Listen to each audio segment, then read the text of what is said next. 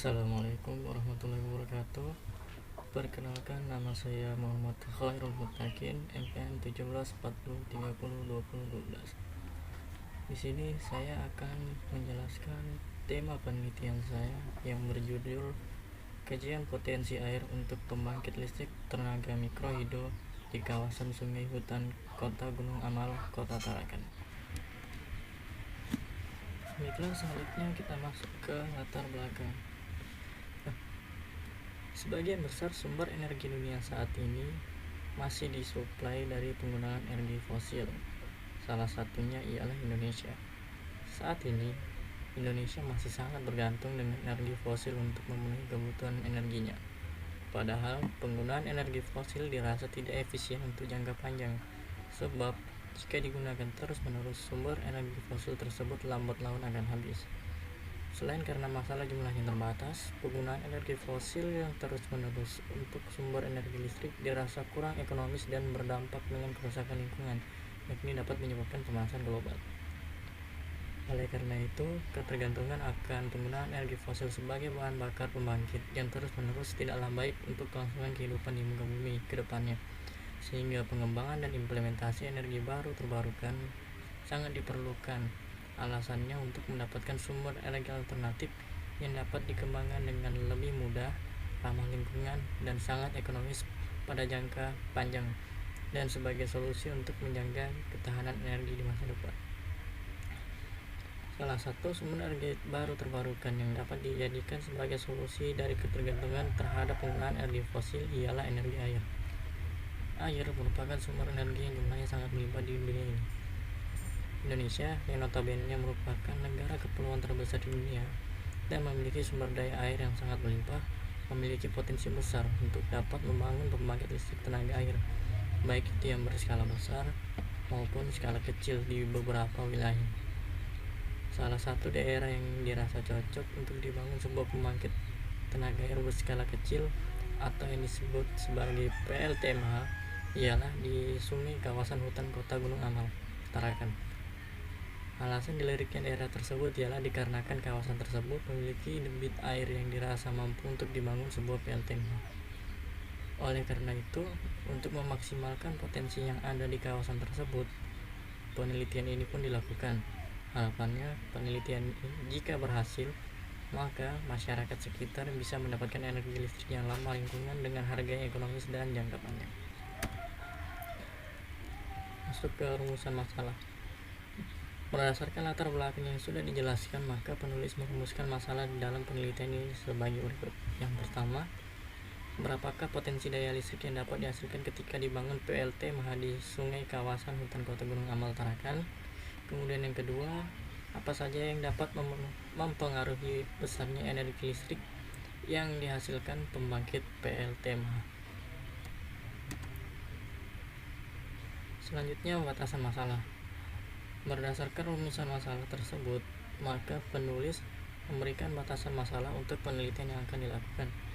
Adapun batasan masalah yang diberikan penulis ialah penelitian ini hanya sekedar mengkaji potensi daya yang akan dihasilkan di sungai kawasan hutan Kota Gunung Amal, Tarakan ketika akan dibangun sebuah PLTMH.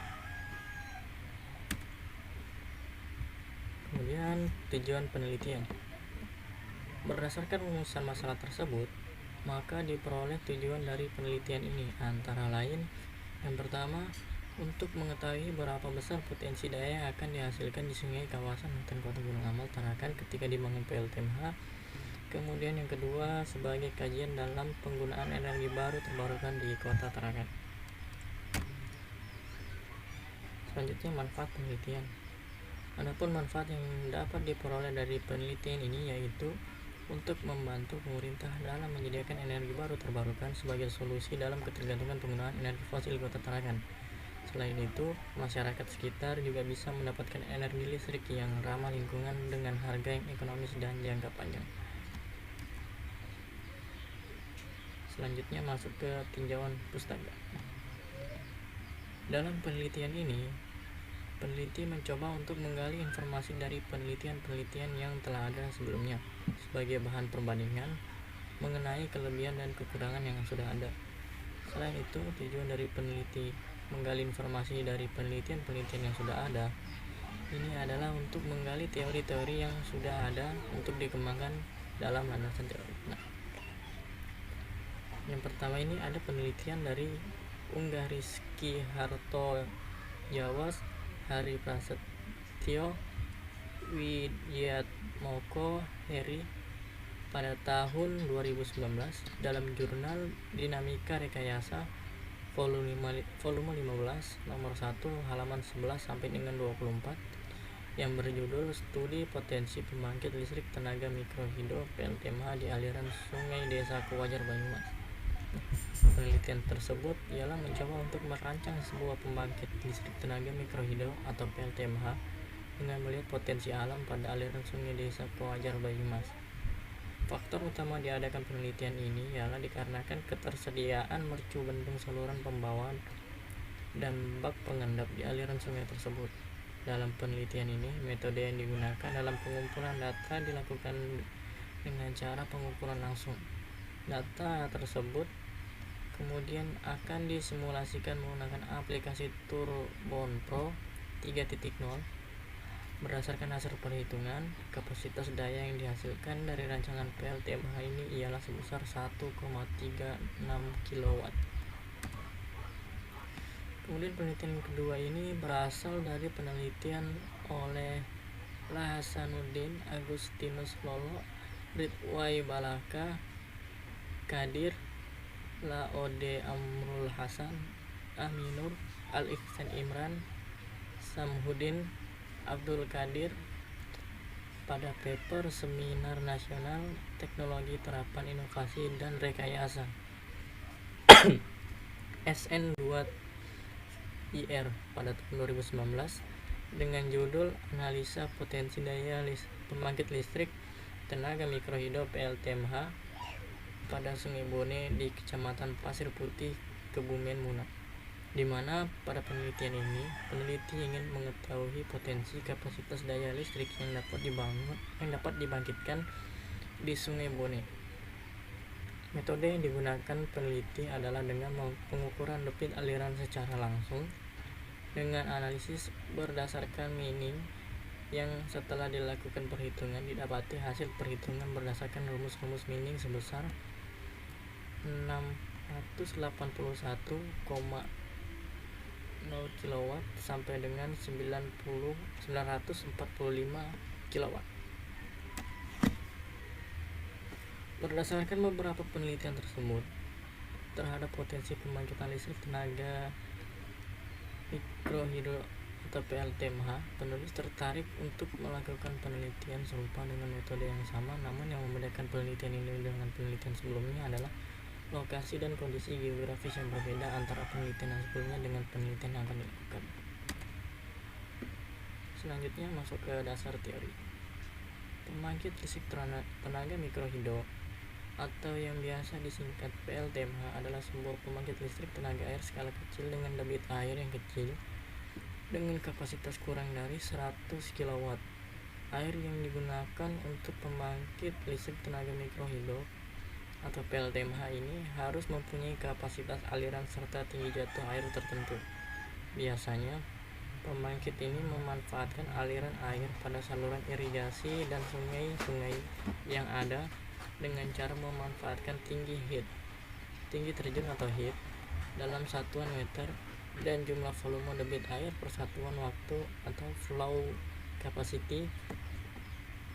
Sebab tinggi jatuh air dan debit air akan sangat mempengaruhi terhadap energi listrik yang akan dihasilkan nanti. Selanjutnya masuk ke metode. Nah, di sini ada diagram alir yang saya gunakan pada penelitian ini.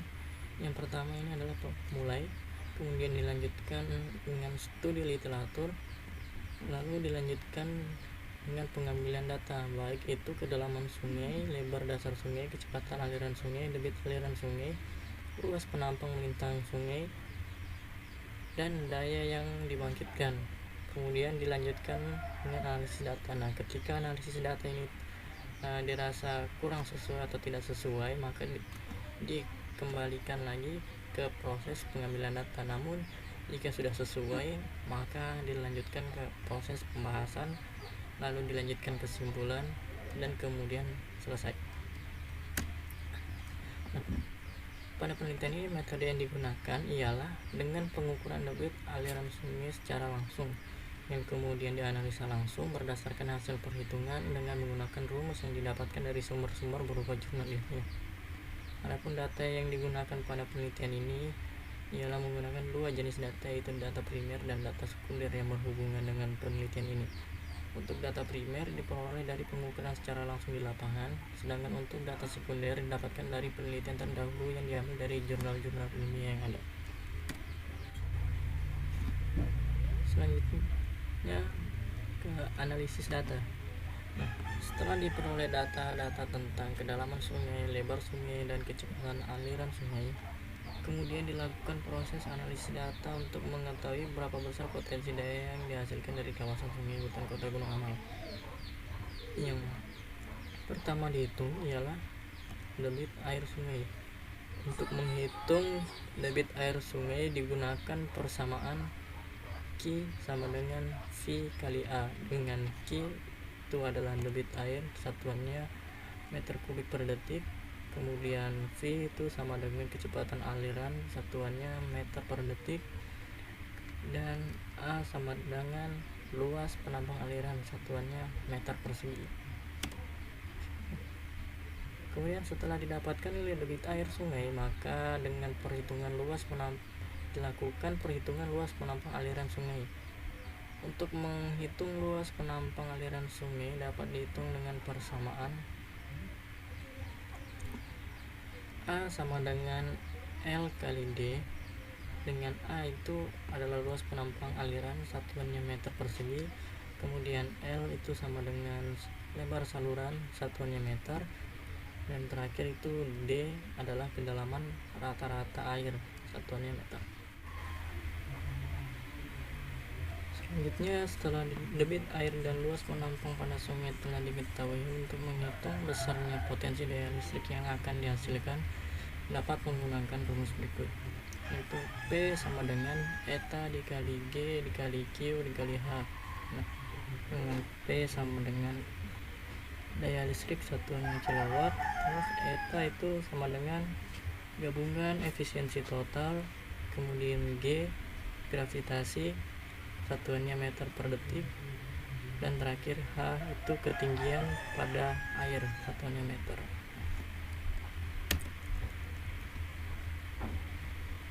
Kemudian ini adalah daftar pustaka yang saya gunakan dalam penelitian kali ini. Baiklah, sekian yang dapat saya sampaikan, kurang lebihnya mohon maaf. Wassalamualaikum warahmatullahi wabarakatuh.